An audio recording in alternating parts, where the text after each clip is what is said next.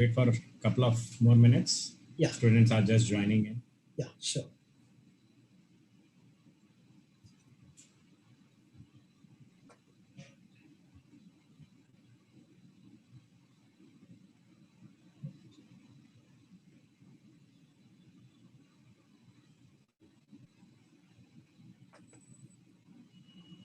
So then, sir, if I'm not wrong, till the time kids join in, Yeah. you were with Central School till 10th. You switched in 11th, right?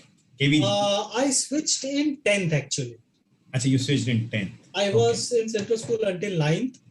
Okay. And then I switched in 10th because it had become Oh. 10th board. Right. I remember. So I did my 10th.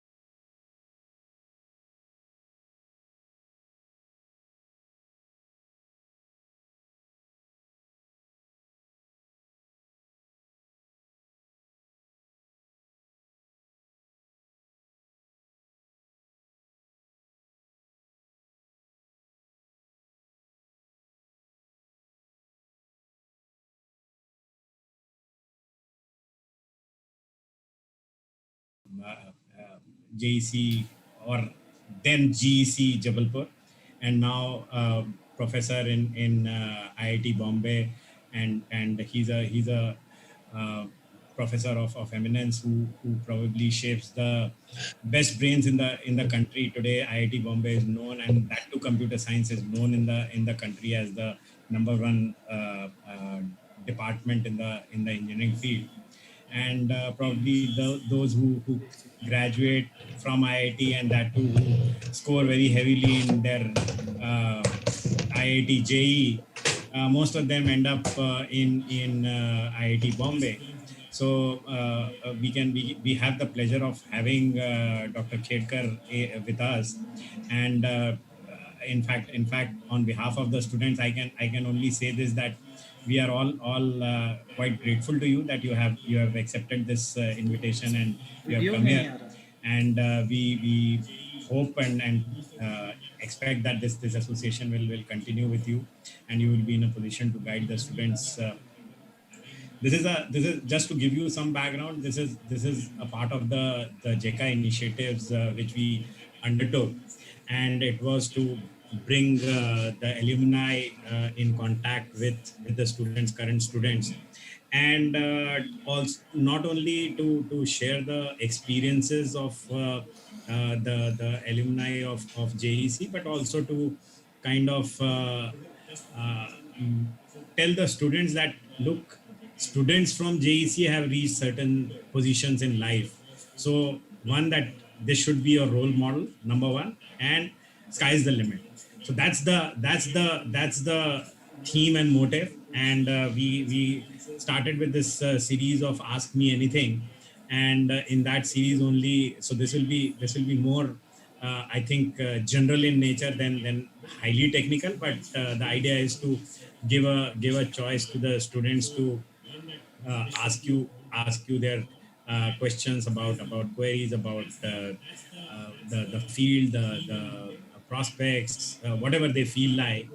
And I think we all will be quite enriched and enhanced in our knowledge after this session. So thank you once again. And now I leave the. In fact, I would request you to say a few words before this question answer session starts. Yeah. Thank you. So thank you very much, Abhijit, for inviting me to this session. It feels a big responsibility. I was a student of this college. I graduated many years ago. But to be called an eminent alumnus is a very, very big responsibility. I do not know whether I really fit that description, but I will definitely be happy to talk to the students. It's always a pleasure to connect with the next generation. And I encourage students to ask me questions. I do not know whether I'll be able to answer all the questions, but I will try my best, and I will try all as honestly as I could. And please forgive me if you feel disappointed at the end of the session that we didn't get anything out of it, but we can at least have a good chit chat today. So I welcome you to ask questions. Abhijit, I hope somebody is going to read out the questions for me because I'm not going to monitor the chat. Sure. Yeah, yeah. So we have just to tell you the format, sir. This Yeah. format is that we will get the student who wants to ask the question on the panel. So Okay. he will be in a position to. You will be in a position to see him also, Very good. and he can ask the question. Rest all are muted, Okay. and we do have some senior students also, like Mudita and Papia. Papia is my batchmate. Mudita, is Yes, I know 90. Mudita. Yeah, Yes. yeah. And Yes. I am not too sure. A couple of other people also wanted to join from my batch. I So see. there'll be some seniors also who Wonderful. obviously wanted to hear you and Wonderful. get a sense of how things are shaping up in the world of computer sciences and stuff like that. So Wonderful. Vinita, you can bring the Thanks. students on the panel. Thanks for inviting the senior students also.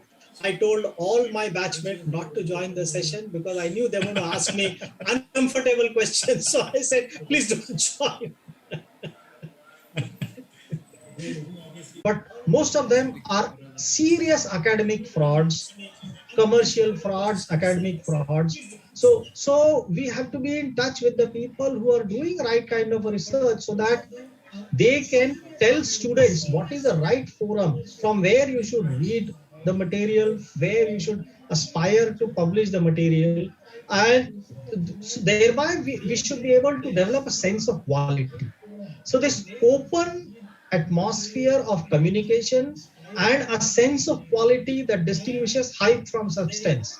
We should be able to evaluate ideas independently, and we should not say, oh, just because Professor Khedkar was saying, therefore this is great. No, you should be able to evaluate and assess ideas on your own independently. And then, if you can do that, then if you feel you agree with me, then that's great.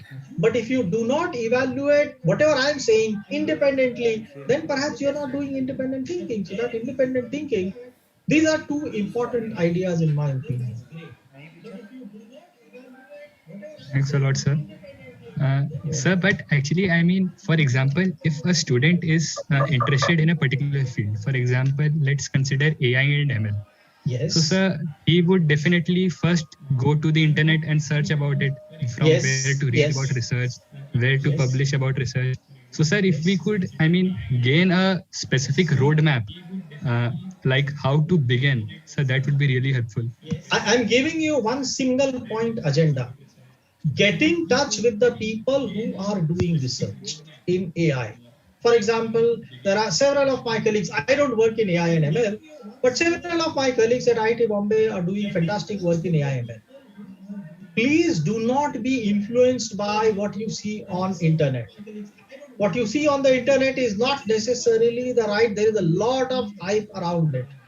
So you have to be able to. So the best way to do is to get in touch with these people. This is what I'm interested in, and you should be able to say, I have read your research papers. I have this question about your paper or what you are teaching or what research you're doing. Then you will get a response. Otherwise, you're not going to get response, because as you can imagine, entire world is interested in AI and ML, and these colleagues keep getting thousands of emails, so they're not going to respond to emails. So there are two ways of getting in touch with people of this kind. A, either you talk to some of your teachers who know these people personally and then approach through your teacher. B, you please read up the work being done by these good people at IITs or at other universities. Read up the work, ask a genuine question. Never send an email, I am interested in your area and I am impressed by your work. We all know that such emails are just wrong.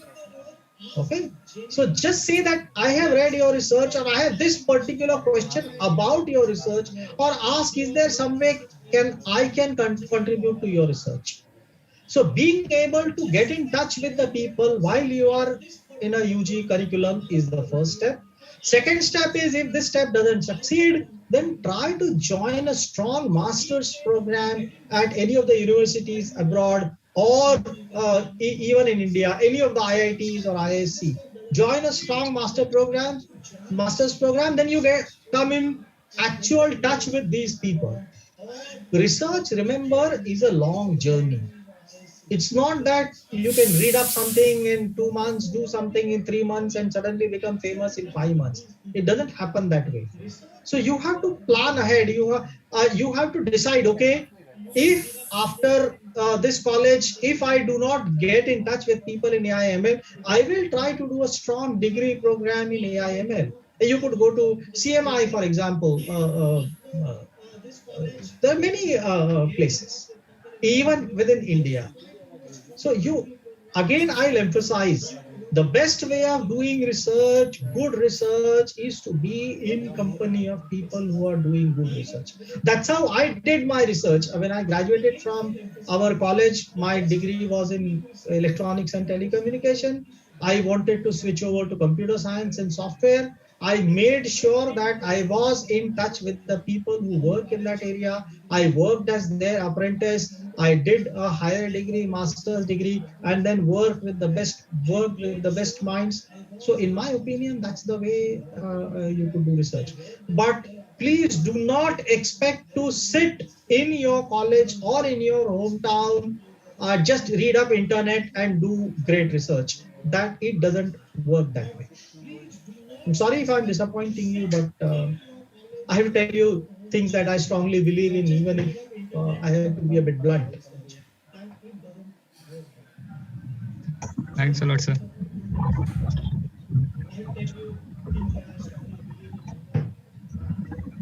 Yeah, I think Aryan Mishra has a question which is related to AI, ML, and computer science.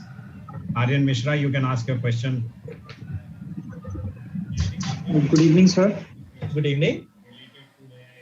So my question is, like we all can see AI and ML are gaining popularity in the means industry also. Yes. And so how computer science field will evolve in coming years? How we can see that? And will this AI and ML coming will affect the job market for the software engineers? And how we as the students who are aspiring to be a good software engineers can be prepared for that change? Okay, so let me give you one very concrete advice. There was a talk by Professor Jayant Haritsa, I think 10 days ago. He is the head of Center for Data Science at ISC Bangalore and a good friend of mine. And the title of the talk is AI the next, what word did he use? Basically, he wanted to say that people are trying to project AI and ML as a solution for everything, and he debunked those myths. And because remember, he is the head of Data Science Center, and he had very good reasons. So first of all, AI and ML are not going to solve all problems of the world. Take my word for it. AI and ML will be very effective, will be very useful, but the way people are advocating AI and ML to be used is after the experts have tried their hand. Experts in, I mean, experts in a certain domain. Let's say you want to use AI ML in banking. When the experts in banking domain have reached the end of their thinking, that's when their thinking can be assisted by discoveries made by AI and ML. Okay, so AI and ML is in the service of experts. AI and ML is not going to replace experts. They may, AI and ML might replace experts at the absolute junior level. Okay, for rudimentary things, for routine things. But otherwise, AI and ML is not going to replace human thinking. It's going to only augment human thinking, and it's going to increase the range of human thinking. So what will happen, in my personal opinion, is the range of activities that we do, that will suddenly increase. The number of activities that we do will not reduce. So if AI and ML is able to do certain things that people do right now, those people will be required to do something else. They will be free to do some higher level thinking, right? So this is my opinion, and this is my guess. Of course, this would not be easy because people will have to retrain themselves. People will have to do something other than what they were doing before. So if you're talking about ground level supply chain management and things that were done manually are now being automated with AI and ML, that's a different ball game. But if you're talking about software jobs, if you're talking about computer science people, I think computer science people will become even more effective, and they will end up doing better things than they are doing now because of AI. But I strongly recommend you search for Professor Jayant Haritsa. Uh, uh, he is with the Computer Science Automation and Center for Data Sciences, IC Bangalore. He gave a wonderful talk. I just don't remember the title of the talk, but I'll let you know. Sure, that's very helpful. That's very helpful. Thank you.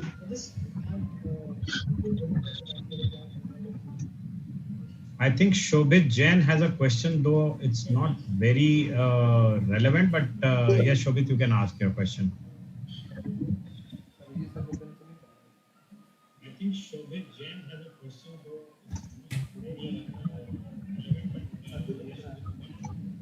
Shobhit Jain, you can unmute yourself and ask the question.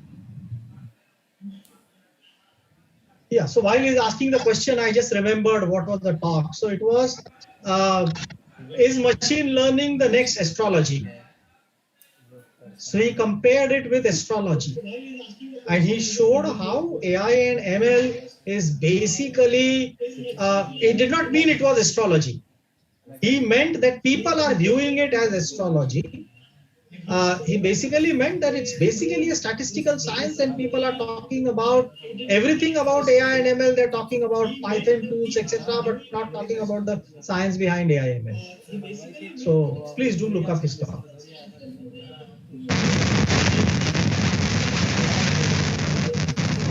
I think Shobhit has a problem with the mic. So his question is, I'll just read it out. His his question is, I'm doing MTech in automotive engineering, and I'm searching for internship projects. How to approach IIT, ISC while involving in their ongoing projects. So you have to identify the people who are working in the areas that are related to what you wish to do. Find out what their projects are, read up about their projects, see whether you have ideas whereby you can contribute to those projects, and then write to them that I read up about your project and I feel this is interesting, this can be done. So could I contribute to your project doing this or something else?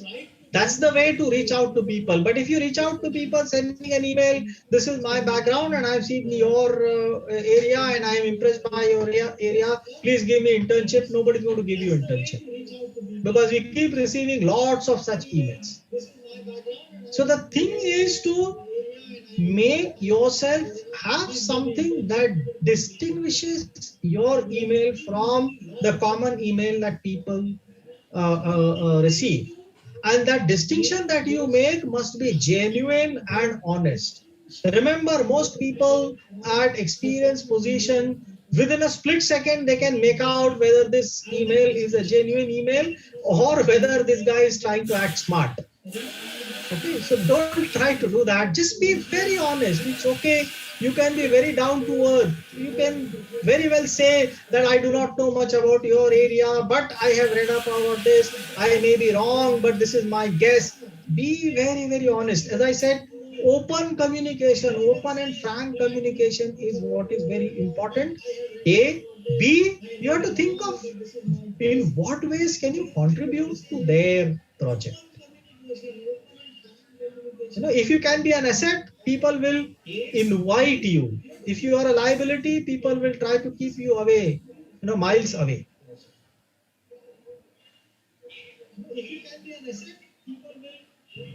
True. I think you have perfectly answered that. And Akash Kesarwani also has a question which is related to how to approach professors for research work. I have done some courses and projects in blockchain technology. Yeah. Now I'm searching for research internships, but now all research internships are filled. Can I still approach them with an email? I have studied their research work. Yes, I think you should approach them with an email. I don't, I cannot guarantee that you will get a response. But the idea is very simple. If you didn't write an email, you are anyway not going to get a response. Right? So the only way you have a chance of getting a response is by writing an email. But as I said, write an honest email, write an email that indicates that you have done your homework. Let me give you a simple example. I think it's worthwhile here because there are several questions related to internship. I'll take maybe 1 or 2 minutes to describe this. So I work in the area of computer science, in the area of compilers. I don't know how many of you know what compilers are, but that doesn't matter. Okay, so a student who was studying for GATE happened to search for the topics on GATE, and there is a topic on what is called live variables analysis. The details doesn't matter. But the students, in order to prepare for the GATE, she did some kind of a Google search. She landed up with my YouTube lectures of my last year's course. She looked at the videos. She watched my lectures, and she understood some things. She was able to prepare well for GATE using that. But then she thought that this is interesting, but I should also try to implement it. I should not remain only at the level of ideas. So then she searched for how to implement it. Then she found out something called LLVM compiler infrastructure. She did not know anything about compilers. She is an electronic student. She knows nothing about compilers. She knows nothing about analysis. She studies all this on her own. She downloads LLVM. She implements that analysis successfully in it. And then she wrote an email to me. That's the first time she contacted me.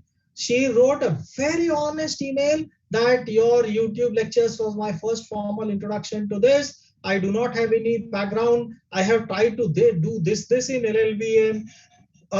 Could I do an internship with you? This is an exceptional email that I received. I immediately responded to that girl. I gave her some more homework. I checked what she had done, whether she was saying things honestly or whether she had taken some program from internet and passing it off as her own. I tested her by asking her to change some things, and she was able to do everything so well, and I was damn impressed. She had done all the homework before approaching. So if you approach someone with homework and you write honest email, genuine email, show your initiative, you will get response. Trust me, this is a very funny situation. I am dying to get such interns. But most of the time, I get people who are not interested in contributing to my research. They only want to be at the receiving end, try to be at the giving end. And all researchers are looking for enthusiastic people who have done their homework. You have to cross that hurdle.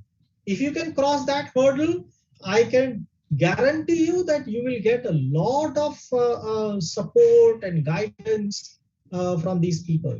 So this is the secret. The most people who apply for internship do not know this secret.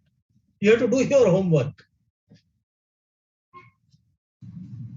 True, very rightly said. Very rightly said. So I'll just, I think Mudita has put up a question, so I'll kind of ask that question to you. Sure. There are two things which probably students probably have not thought about it, but since you are there on the panel, I think it's best to ask you these questions. One is that, and we see it a lot in IITs happening, that students from civil engineering ultimately end up in computer sciences or doing something in a different field. Right. And which is unheard of in a situation like JEC or GEC. Right. You get married to a particular branch. Right. So one is that how do you make that switch? Number one. And number two is that, yes, the students of JEC have not gotten any good IIT at the UG level, and certainly there could be n number of reasons. Right. But after a certain level, the intellectual levels, kind of the difference is very, very narrow. There could be very bright students in other colleges also. Absolutely. And therefore there is no reason to believe that JEC doesn't have those bright minds. Absolutely. Now, what is that the students of JEC should do to come at par with an IITian? Let's put it this way. So these are two questions which I have kind of framed for the students, which probably one Mudita said and second one is mine. Yeah. So what was the first question? I kind of. So how do you switch from a branch, say civil engineering or electrical to? Okay. So I think my answer to both the questions is same. First is, do not remain satisfied with an undergraduate degree. Do look for a good postgraduate degree. All those people who do a switch from, let's say, civil to computer science, and I have had some students. I am a switch from electronics to computer science. I did not do my undergraduate degree in computer science. So I have lots of people who switch from electrical engineering to computer science, mechanical to computer science, civil to computer science, or various things. The important thing, what all these people did was to get a strong foundation. If not at the undergraduate level, at the postgraduate level. So for example, if you want to come to do MTech in computer science at IIT Bombay, you can take GATE computer science. You do not need your undergraduate degree to be in computer science. In fact, this year we have started a new program called Masters in Science, MS by Research, in which half the people are not CS people. Half the people. Their degrees are in mechanical, civil, electronics or something else, but all of them have qualified GATE computer science with a good score. So the first step is, if you want to switch to a certain area, look for a higher degree in it. You might want to do that higher degree at an institute abroad. You might want to do it at a good institution such as IIT. Prepare for GATE and do a higher degree. Remember, if you want to distinguish yourself, let's say 30 years from now, a higher degree is going to go a long way. Do not remain just on your first degree. Do not think that you can do some courses, online courses from this academy, that academy, and you'll be able to do a switch. It is not that easy. It may be possible, but very few people are able to do it. So the best thing to do is to do a strong postgraduate degree at a good institute. So this answers both the questions. You are able to switch to a different area and you are able to come to that level. Okay, so that is something that's very important. In fact, Abhijit, I gave a talk at a college, something called Higher Education Myths and Reality, at one of the colleges in Pune. I'll be able to do an online, I'll be happy to do an online version, repeat an online version of the talk for the benefit of the students of our college. Sure, that'll be very helpful. I think that'll be very helpful. I think Santosh is asking a question.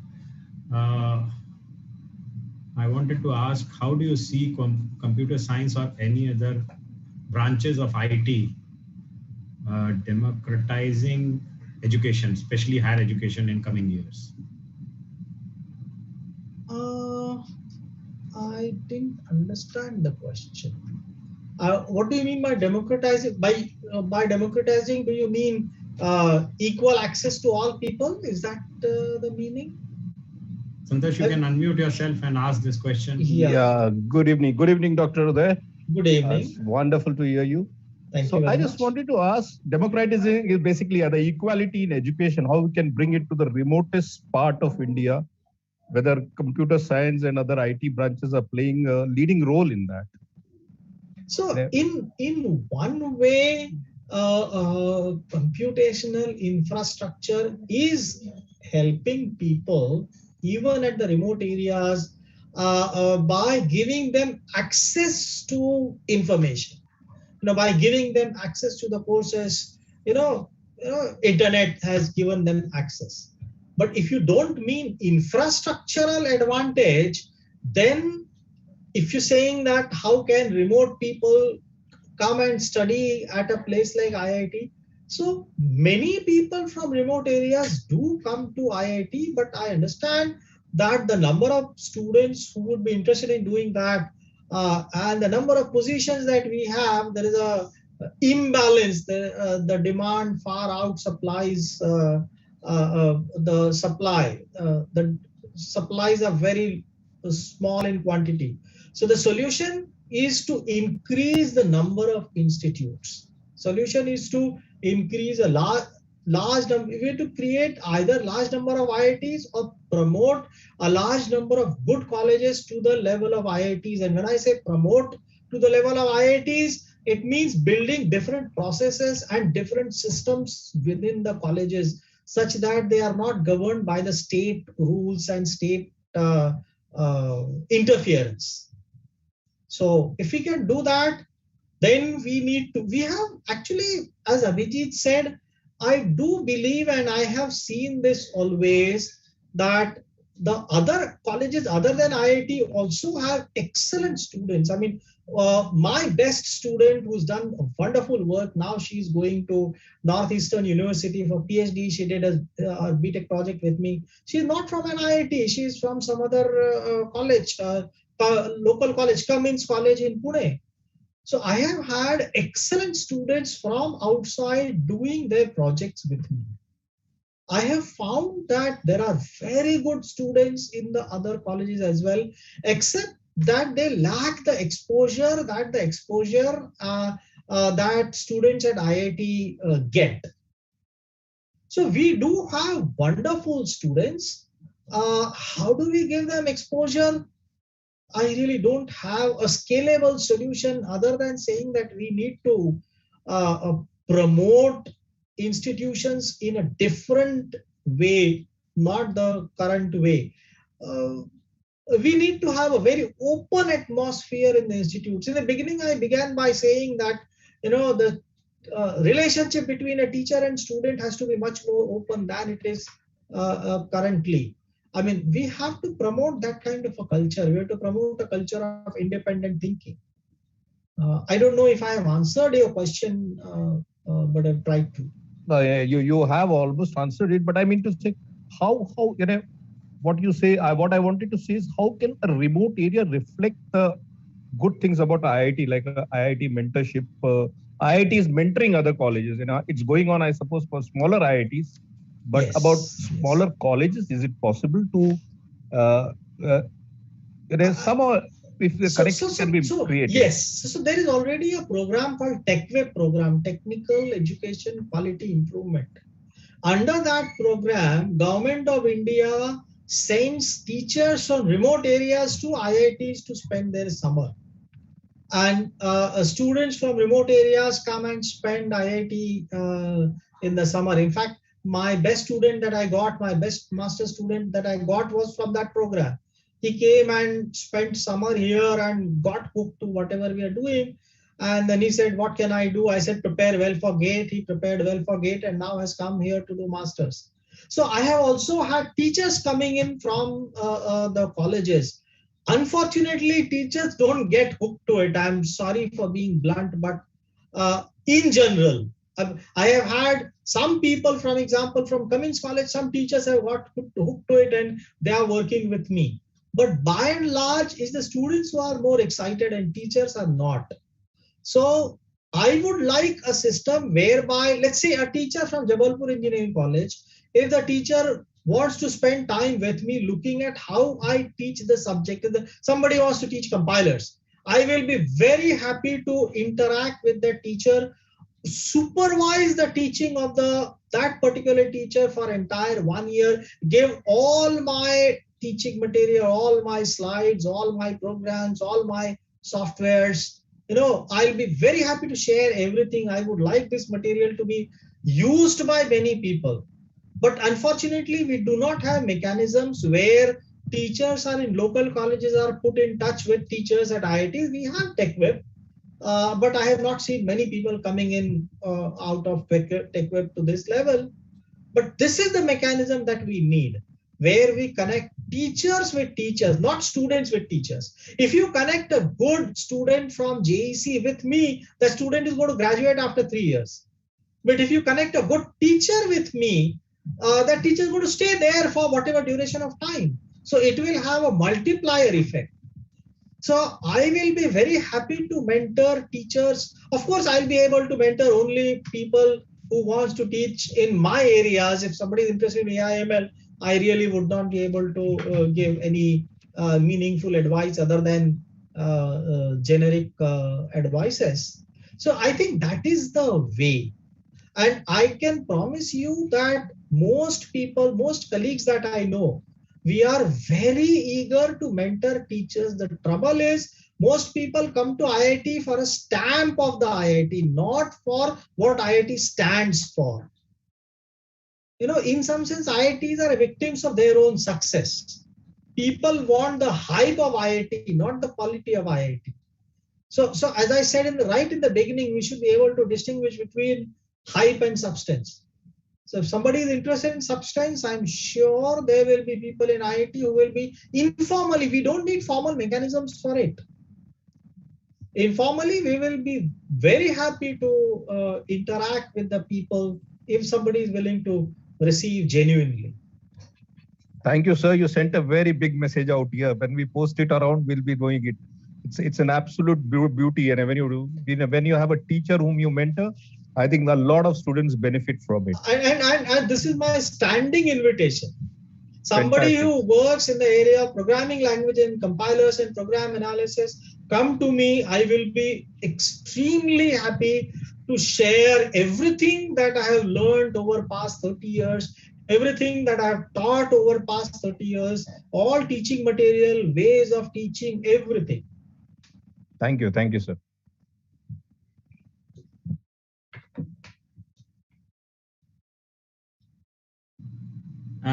Thanks for this answer, Uday sir. We have a couple of other questions, and one question I'm reserving for last, which I should remember. But there's one question from Anurag, which is he's asking, what is the scope of 3D printing technology? And I would slightly extend this because this is only limited to 3D printing. But also, if you can throw some light on the startup culture today, what is there in the country, and if we have students in JEC who are looking to have their own startups, so if you have some few words for them as well, besides the 3D printing technology as scope? Okay, so I think 3D printing technology has a lot of scope. There are several things that we will be able to do that we would not be able to do otherwise. Let me take a simple example. Let's take the example of printing technology or even typesetting on computers. I remember when I was a student, when that is in 1986, when we wrote our BE report, we had to write things by hand and had to go to a typist who typed out our report. Right now, we are able to typeset everything on our laptops. Wow, what has that revolutionized? Now we are able to publish books at will. Now we have technology where we can print one copy of the book on demand.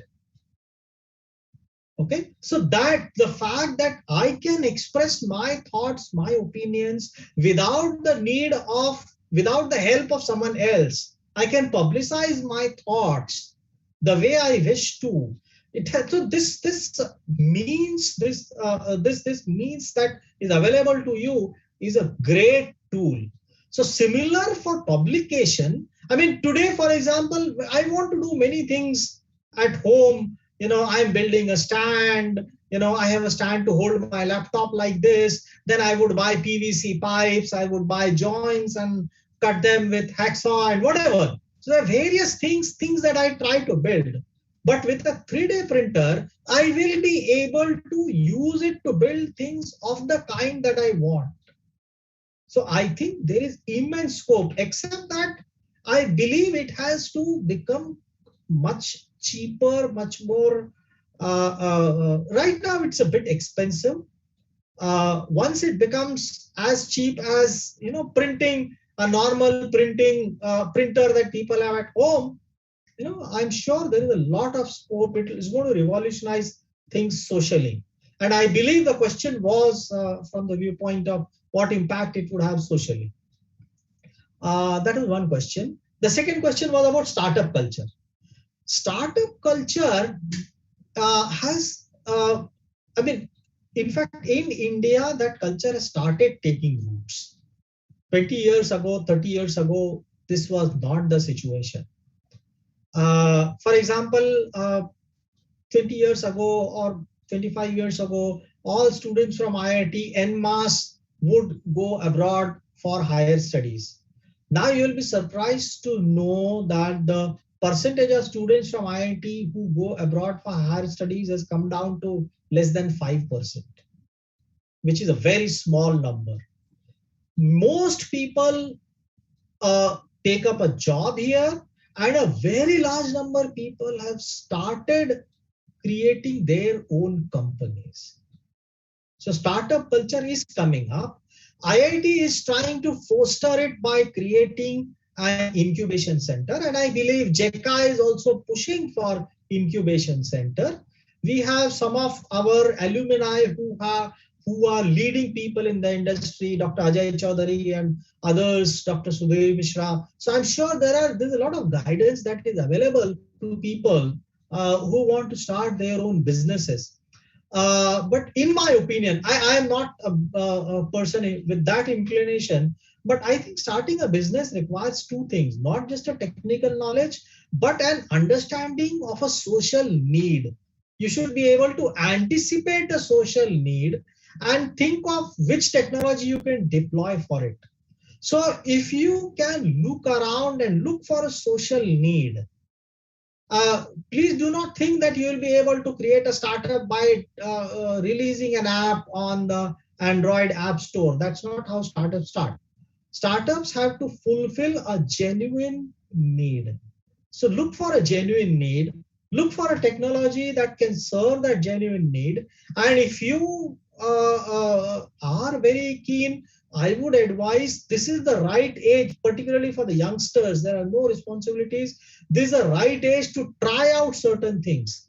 Sometimes in order to try something new, it is better to be inexperienced rather than experienced, because experienced people know 10 different ways in which things don't work. And in order to do something dramatic, You have to not know how things don't work, not work, and that's how you can try something very new. So I would encourage youngsters to take the plunge. A startup doesn't require a lot of money, but it requires a lot of commitment. It requires an understanding of a genuine need and understanding technology deployment. These are the two things that are required. I think that's very interesting and very good insight you have given on the basics of startups, because a lot of people don't understand this aspect of fulfilling a social need. Yes.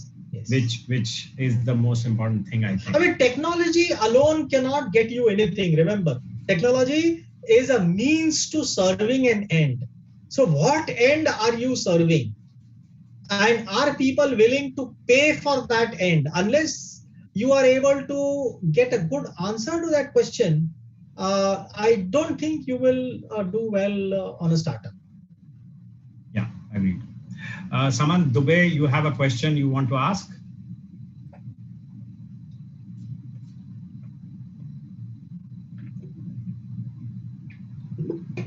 Saman Dubey? Yes, Yeah. good evening, sir.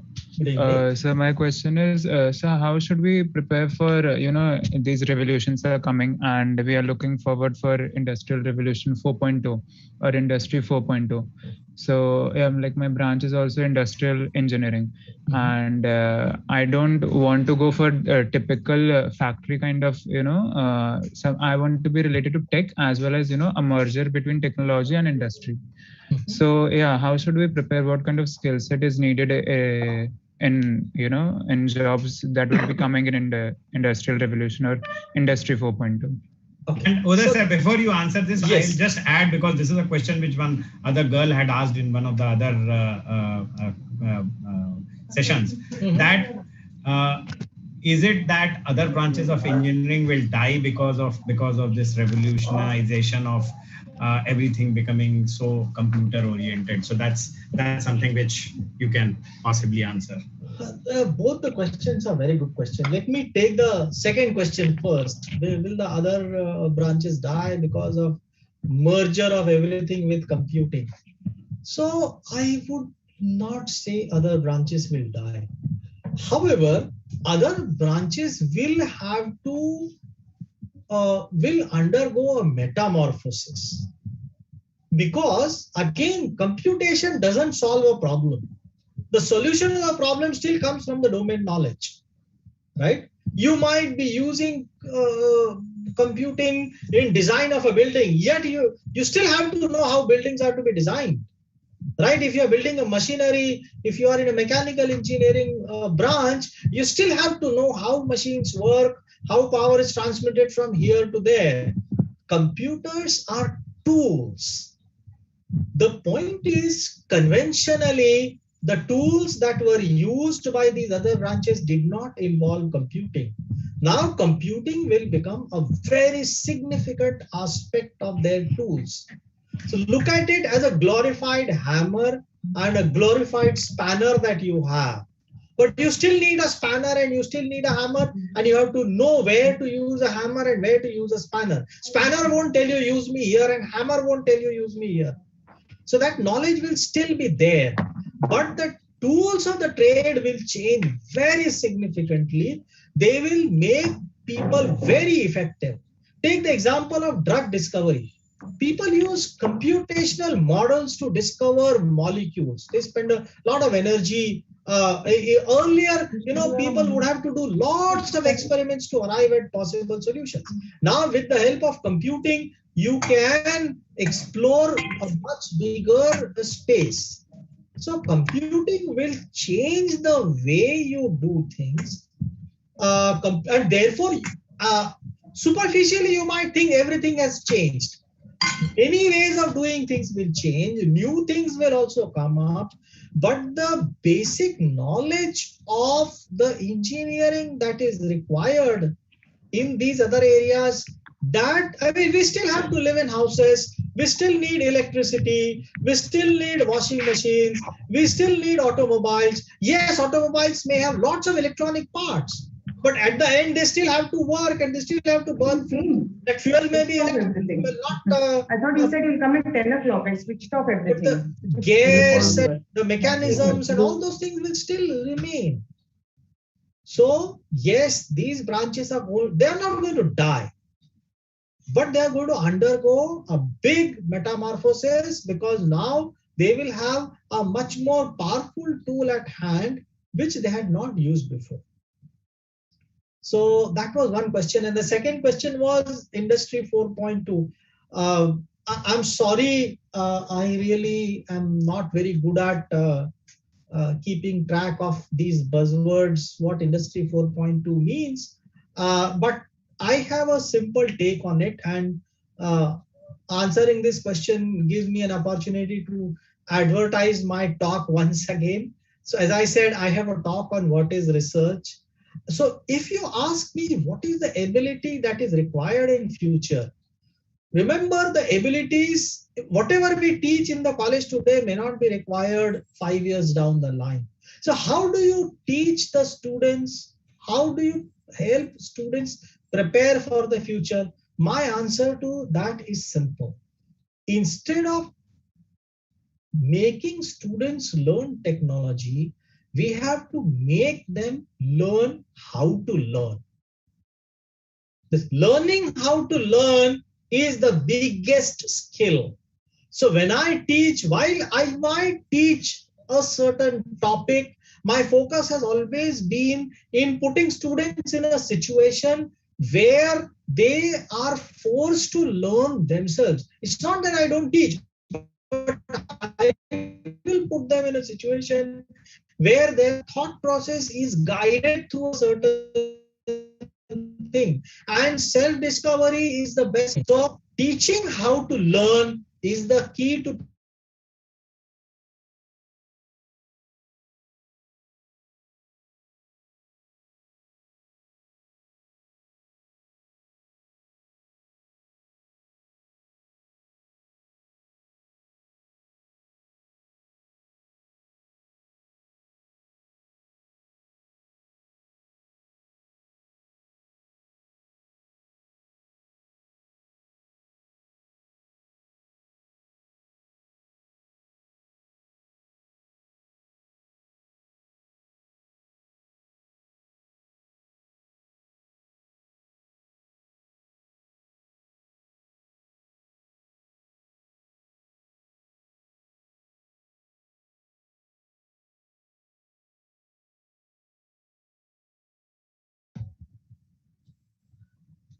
I'm sorry if you're going over the time, but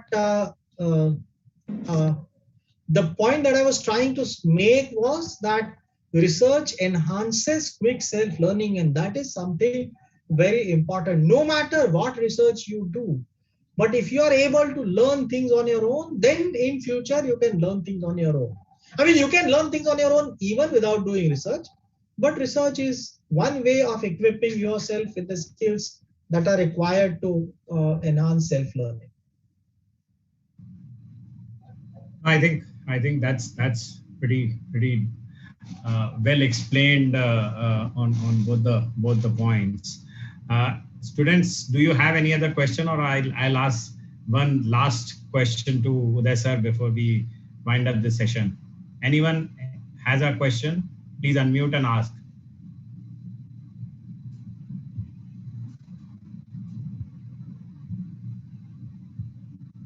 No, so I think I'll ask that question. So you decided to make a career in teaching at IIT, right? And that's also a very noble and good profession, which obviously a lot of bright minds have chosen in past, and also going forward. Also, it'll be done. Having said that, we still have a severe dearth of good quality teachers across, or including IITs. Like, Absolutely. Yeah. Now, and it's a profession which pays you decently. I would not say pays you out of the world, but at least pays you decently. Yes. and gives you a good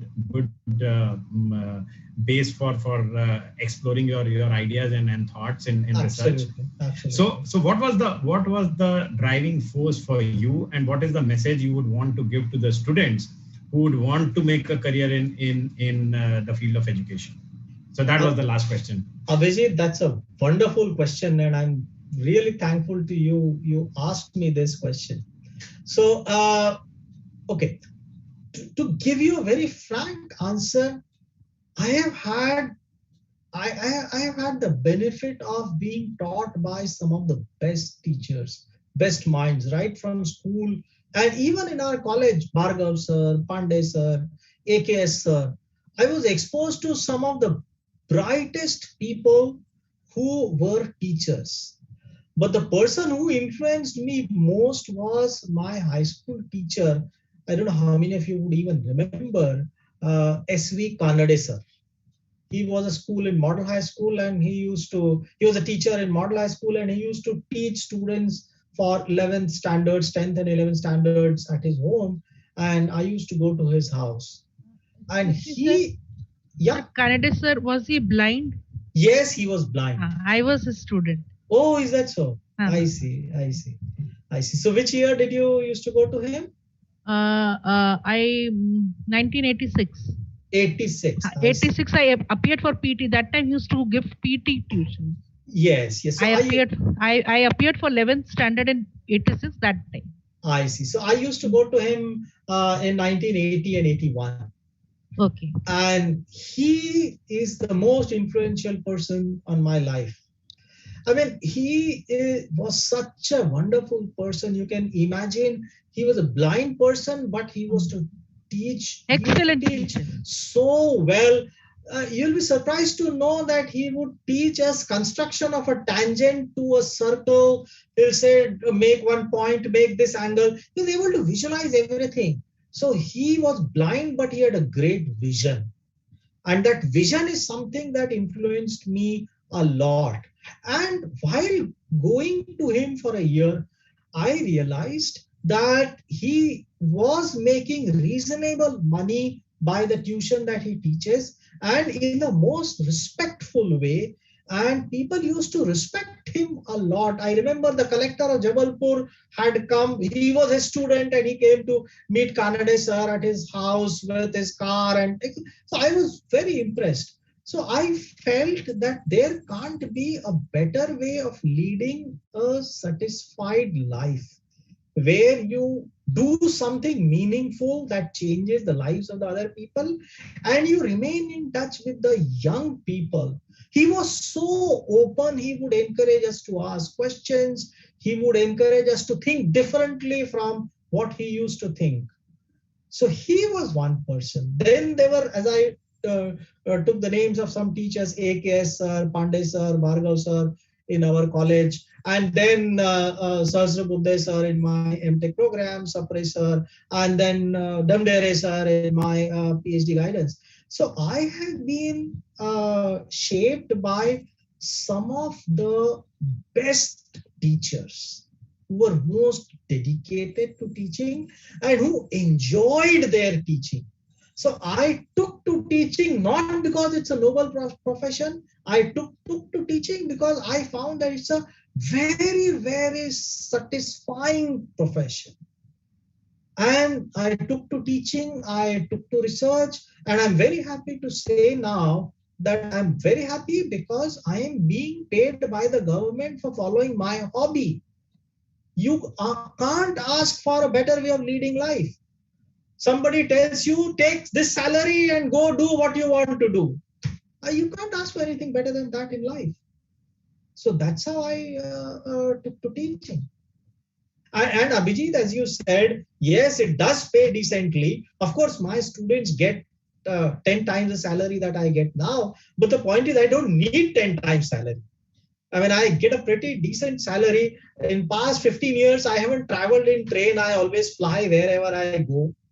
So, yeah, I'm leading a very happy and satisfied life with my students, engaging with the brightest mind. It keeps me young. Absolutely. No, I think this session was amazing, and I think we had a great insight into some of the softer aspects of life also, and besides the technical aspects which you have enlightened. We would certainly look forward, and you can share the YouTube links with me, and we will put them on portal, as well as we'll share with the team. Sure. Just to tell you that we have a SARC team, as it is called, which is Student Alumni Relationship Cell. And some of the students who are also participating in this session today are a part of that cell, who are coordinating with us and trying to organize these things.